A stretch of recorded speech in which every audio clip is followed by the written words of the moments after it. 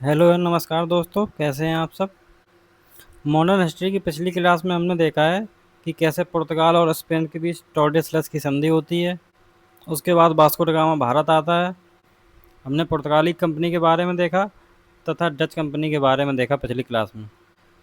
आज की class modern history की सेकंड क्लास है, जिसमें हम देखने वाले हैं अंग्रेजी ईस्ट इंडिया कंपनी को तथा फ्रांसीसी कंपनी को। इसके बारे में आज डिटेल से पढ़ेंगे, बहुत ही इंटरेस्टिंग टॉपिक है।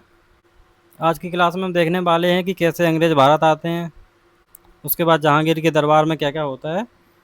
बहुत ही इंटरेस्टिंग टॉपिक है, आइए देखते हैं इसके बारे में। सबसे पहले देखेंगे कि कंपनी का नाम क्या होता है। The governor and company of merchant of London trading into the east Indies, ये अंग्रेजी ईस्ट इंडिया कंपनी का नाम होता है। इसमें अगर आप पूरा याद ना कर सको तो केवल इतना याद कर लेना, trading into the east Indies, ये काफ़ी होगा आपके लिए। ओके, तो ये कंपनी का नाम हो गया। उसके बाद 1599 में एक मर्चेंट एडवेंचर्स नामक दल भारत आता है अंग्रेज़ों का। इसी के द्वारा ईस्ट इंडिया कंपनी की स्थापना की जाती है।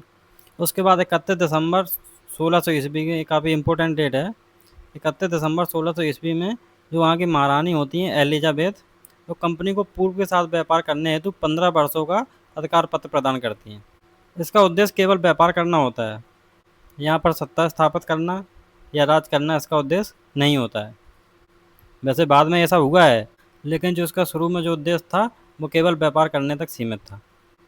तो ये तो हो गई अंग्रेज़ों की बात। अगर उस समय भारत की बात की जाए तो भारत में मुग़लों का समय चल रहा था उस समय, और भारत का बादशाह अकबर था, और भारत पर जो शासन कर रहा था वो था बादशाह अकबर। तो इस चीज़ को आपको ध्यान रखना है, एग्ज़ाम में काफ़ी बार पूछा भी गया है कि जिस समय अंग्रेजी ईस्ट इंडिया कंपनी की स्थापना हुई उस समय भारत पर किसका शासन था, तो वो था अकबर। ठीक है, चलिए।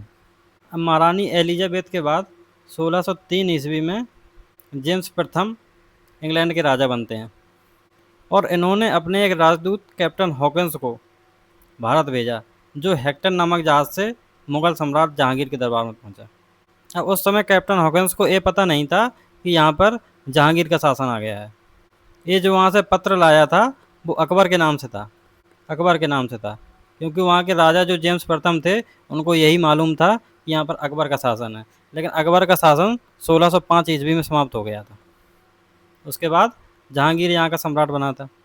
तो इस चीज़ को आपको याद रखना है कि कैप्टन हॉकिंस जो यहाँ आया था वो अकबर के नाम से संदेश लेकर आया था, लेकिन यहाँ पर सम्राट कौन था, जहांगीर। तो ये 1608 ईस्वी में कैप्टन हॉकिंस जहांगीर के दरबार में पहुँचता है। तथा कैप्टन हॉकिंस की एक और खूबी थी कि जो मुग़लों की राजकीय भाषा थी फ़ारसी, फ़ारसी का ऐसे अच्छा ज्ञान था कैप्टन हॉकिंस को। तो इसने जहांगीर से आकर फ़ारसी भाषा में ही बात की। कैप्टन हॉकिंस ने जहांगीर से फ़ारसी भाषा में बात की, जिससे जहांगीर इससे काफ़ी प्रसन्न हो गया, और इससे इतना खुश हो गया कि जहांगीर ने इसे 400 का मनसब दिया तथा इंग्लिश खान की उपाधि दे दी। कैप्टन हॉकिंस को जहांगीर ने 400 का मनसब दिया तथा इंग्लिश खान की उपाधि भी दे दी, तथा एक अर्मेनियाई राजकुमारी से इसकी शादी भी करवा दी। अंग्रेज़ों को लोगों का दिल जीतना, उन्हें बहलाना फुसलाना काफ़ी अच्छे से आता था। तो इसने अपनी बातों से ही जहांगीर को इतना खुश कर दिया कि उसने इसे 400 का मनसब दिया, इंग्लिश खान की उपाधि दी तथा एक अर्मेनियाई राजकुमारी से इसकी शादी भी करवा दी, और कहा जाओ ऐश करो। लेकिन ये तो हुई जहांगीर की बात, ये सब जहांगीर ने अपने मन से किया इसके लिए।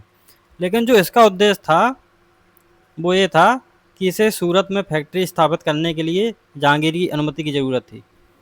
तो जहांगीर ने इसे वो भी दे दी, लेकिन होता ये है कि बाद में इससे अनुमति वापस ले ली जाती है। उसके पीछे भी एक कारण ये होता है कि जब कैप्टन हॉकिंस जहांगीर के दरबार से चला जाता है, उसके बाद जो पुर्तगाली होते हैं जो भारत में पहले से ही थे, वो जहांगीर के पास आते हैं, और वो जहांगीर को अंग्रेज़ों के बारे में भड़का देते हैं, क्योंकि ये पुर्तगाली भारत में पहले से ही मौजूद थे, तो इनके भी संबंध अच्छे थे मुग़लों से। ये बताते हैं जहांगीर को कि अंग्रेज़ ऐसे हैं वैसे हैं, आपका राज हथिया लेंगे, ये कर लेंगे वो कर लेंगे। उसके बाद जहांगीर अंग्रेज़ों से फैक्ट्री स्थापित करने की अनुमति वापस ले लेता है। तो अंग्रेज़ों की अगर फैक्ट्री की स्थापना की बात की जाए तो जब 1608 में कैप्टन हॉकिंस भारत आया था तो यहाँ सूरत में फैक्ट्री निर्माण का कार्य स्टार्ट हो गया था, कि जहांगीर ने अनुमति प्रदान कर दी थी। लेकिन बाद में जहांगीर अनुमति वापस ले लेता है, तो ये फैक्ट्री स्थायी नहीं हो पाती है, ये फैक्ट्री अस्थायी रूप में ही स्थापित होती है। उसके बाद 1611 ईस्वी में मसूलीपट्टनम में एक स्थायी फैक्ट्री स्थापित की जाती है अंग्रेज़ों द्वारा। तो आपको ध्यान रखना है कि जो सूरत में 1608 ईस्वी में फैक्ट्री स्थापित की गई थी वो अस्थायी थी। उसके बाद जो 1611 ईस्वी में मसूलीपट्टनम में फैक्ट्री की स्थापना की जाती है वो स्थायी फैक्ट्री होती है। तो अगर अंग्रेज़ों की पहली फैक्ट्री स्थापना की बात की जाए तो सूरत ही मानी जाएगी। अगर पहली स्थायी फैक्ट्री की स्थापना की बात की जाए तो वो मसूलीपट्टनम में मानी जाएगी।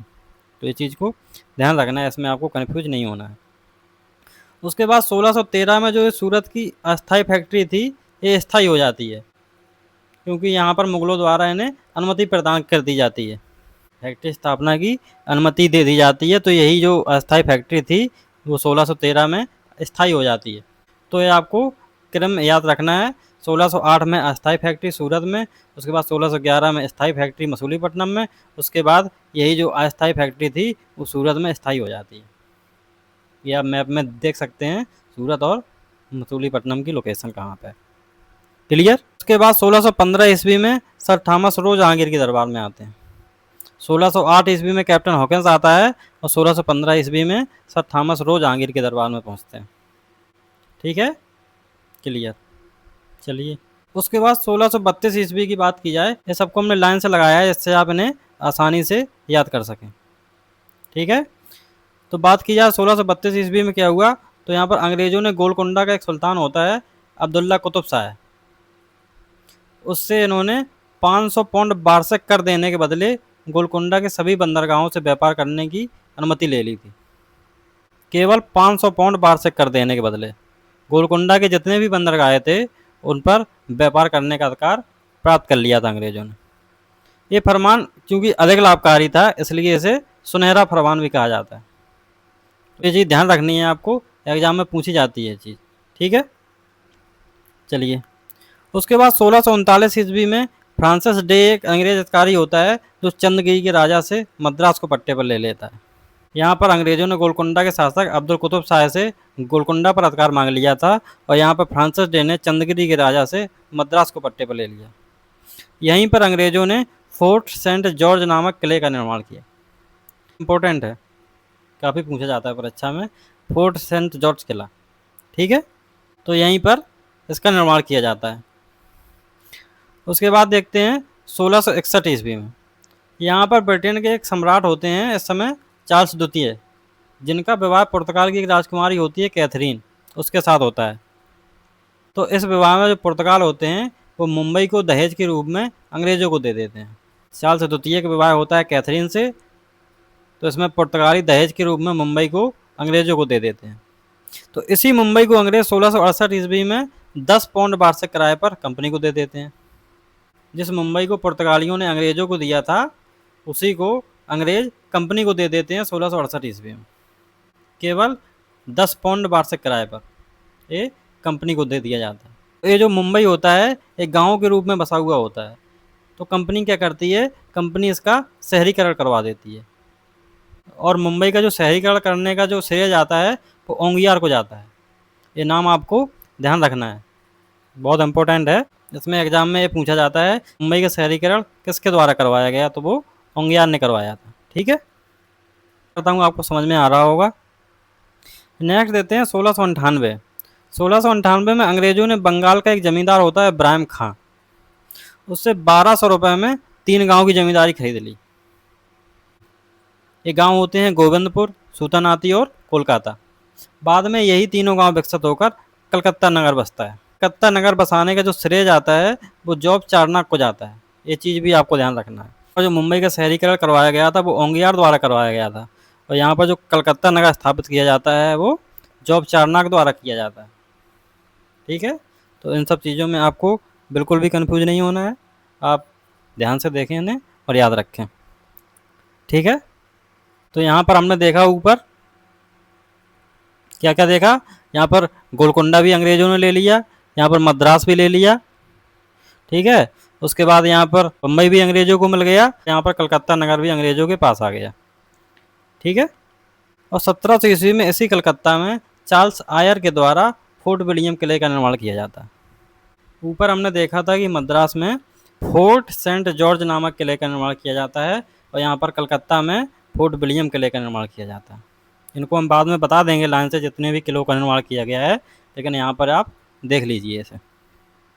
इसके जो प्रथम प्रमुख थे वो चार्ल्स आयर ही थे। ठीक है, ये काफ़ी इंपॉर्टेंट है यहाँ पर, इस चीज़ को आप याद रखिएगा। यहाँ पर कंपनी का एक प्रतिनिधि मंडल जॉन सरमन के नेतृत्व में मुगल सम्राट फर्रुखसियर के दरबार में आता है। 1770 में मुगल सम्राट फर्रुखसियर होता है, उनके दरबार में कंपनी का एक प्रतिनिधि मंडल आता है जॉन सरमन के नेतृत्व में एक हैमिल्टन नामक चिकित्सक भी होता है, जो फर्रुखसियर के उस रोग को ठीक कर देता है जो काफ़ी दिनों से उसका ठीक नहीं हो रहा था।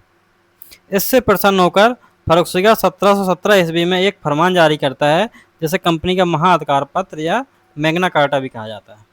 ये बहुत इंपॉर्टेंट है, इसे याद रखना आप, कंपनी का महाअधिकार पत्र या मैग्ना कार्टा।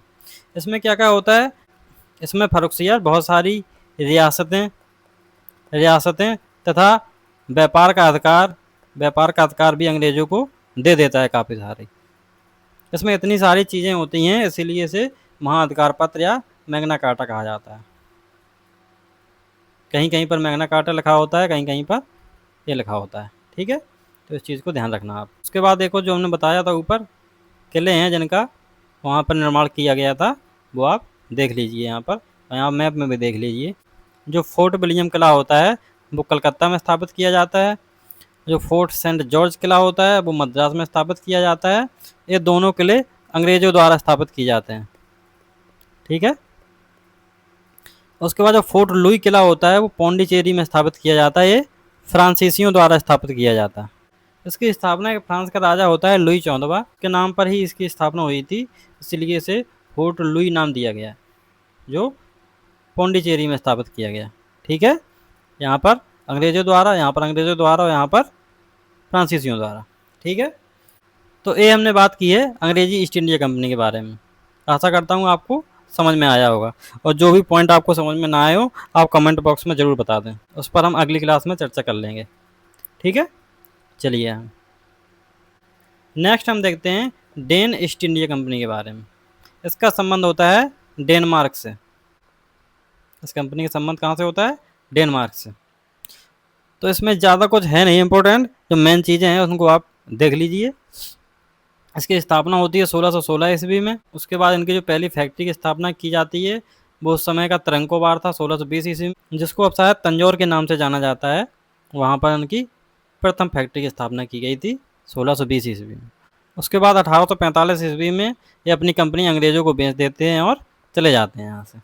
ठीक है, तो इसमें आपको केवल इतनी चीज़ें ही ध्यान रखनी है, ज़्यादा कुछ है नहीं इसमें। उसके बाद हम देखेंगे फ्रांसीसी कंपनी के बारे में।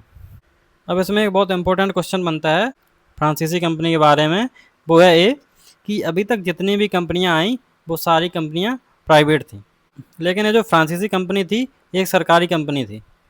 इसीलिए जो फ्रांसीसियों के अंग्रेज़ों से अधिकतर युद्ध हुए हैं, उनकी हार का एक कारण ये भी था कि इस कंपनी का सरकारी होना, क्योंकि इसके द्वारा जो भी निर्णय लिए जाते थे, किसी से युद्ध करना है, व्यापार करना है या अन्य कोई भी निर्णय, तो सबसे पहले इनका संदेश जाता था फ्रांस। वहाँ के राजा से इनको पहले अनुमति लेनी पड़ती थी, उसके बाद ये यहाँ पर कुछ काम कर पाते थे। तो जब इनके अंग्रेज़ों से युद्ध हुए, इसको हम अगली क्लास में देखेंगे, उसमें क्या होता था कि जब तक इनका संदेश जाता था फ्रांस, वहाँ से अनुमति होती थी इनके लिए, कुछ सेना की व्यवस्था होती थी, कुछ रणनीति बनाई जाए, उससे पहले अंग्रेज़ इनको हरा के चले जाते थे, क्योंकि इन लोगों की उतनी तैयारी नहीं हो पाती थी। तो ये कुछ मेन वो रहता है कारण, जिसको हम अगली क्लास में हम देखेंगे। आज हम देखते हैं इनके बारे में कुछ मेन चीज़ें क्या है। इस कंपनी का जो नाम होता है वो होता है कंपनी देश इंदेश ओरिएंटलेस। इस कंपनी का जो नाम होता है वो होता है कंपनी देश इंदेश ओरिएंटलेस। ये फ्रांसीसी कंपनी का नाम होता है। इस कंपनी की स्थापना की बात की जाए अगर, तो फ्रांसीसी ईस्ट इंडिया कंपनी की स्थापना लुई 14वें के शासनकाल में कोलबर्ट द्वारा की जाती है। किसके द्वारा? कोलबर्ट के द्वारा। उस समय फ्रांस का राजा कौन होता है? लुई 14वां। तो इनकी जो पहली फैक्ट्री की स्थापना की जाती है वो 1668 ईस्वी में फ्रांसिस कैरो के द्वारा सूरत में स्थापित की जाती है। और दूसरी फैक्ट्री की स्थापना की बात की जाए 1669 ईस्वी में मसूलीपट्टनम में स्थापित की जाती है। तो यहाँ पर हमने सारी कंपनियों के बारे में बात कर ली। पहली क्लास में हमने देखा था पुर्तगाली कंपनी के बारे में और डच कंपनी के बारे में। आज की क्लास में हमने क्या देखा, अंग्रेजी ईस्ट इंडिया कंपनी के बारे में, डेन ईस्ट इंडिया कंपनी के बारे में और फ्रांसीसी कंपनी के बारे में। और कल हमारी जो क्लास होगी उसमें हम देखेंगे आंग्ल कर्नाटक युद्ध, जो अंग्रेज़ों एवं फ्रांसीसियों के बीच होते हैं। तो कैसी लगी आपको क्लास? अगर क्लास अच्छी लगी हो तो चैनल को सब्सक्राइब जरूर कर लें तथा बेल आइकन भी दबा लें, जिससे सारी वीडियो आपके पास पहुंचती रहें। और अगर आपको वीडियो अच्छी लगी हो तो चैनल को शेयर करें। आइए मिलते हैं अगली क्लास में एक नए टॉपिक के साथ। जब तक के लिए पढ़ते रहिए, मुस्कुराते रहिए। धन्यवाद।